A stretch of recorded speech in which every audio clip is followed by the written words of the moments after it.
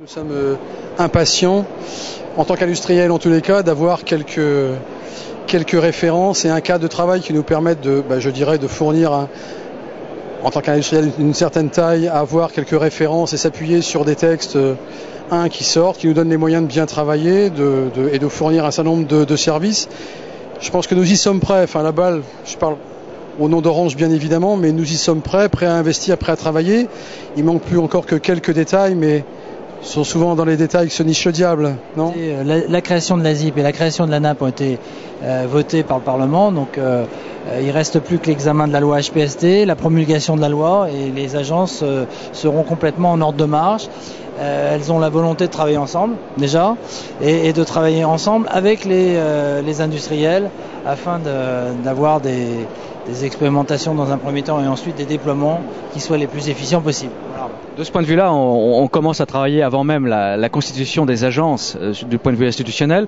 La ZIP, pour sa part, sera créée à la mi-juillet, dans un périmètre qui ne sera pas totalement complet parce qu'il y a des problèmes de dissolution des différentes composantes, mais qui aura déjà beaucoup de compétences. Et d'ores et déjà, ANAP et AZIP, à travers les hommes, travaillent déjà ensemble.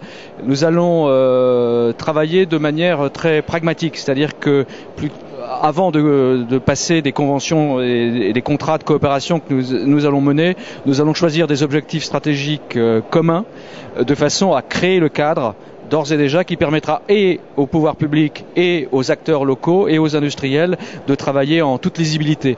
Du point de vue de la ZIP, on publiera, s'agissant du système DMP, un premier cadre général d'interopérabilité avant la fin juillet.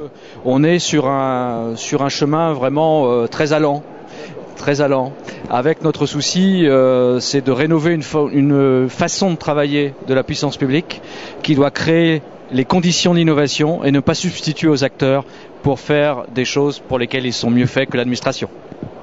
Dans un dernier rapport que j'ai remis au ministre, on en a parlé récemment, j'ai proposé que soit constitué un observatoire public-privé réunissant des représentants des industriels et des opérateurs publics pour l'ensemble du secteur de l'e-santé, de façon à ce qu'on identifie ensemble les points de blocage au développement de ce marché et qu'on y trouve de manière concrète des solutions en commun, de manière consensuelle.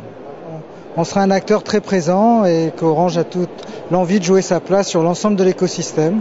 Voilà, et puis vous avez vu qu'on travaille aussi avec des partenaires maintenant et qu'on élargit notre volonté d'avancer.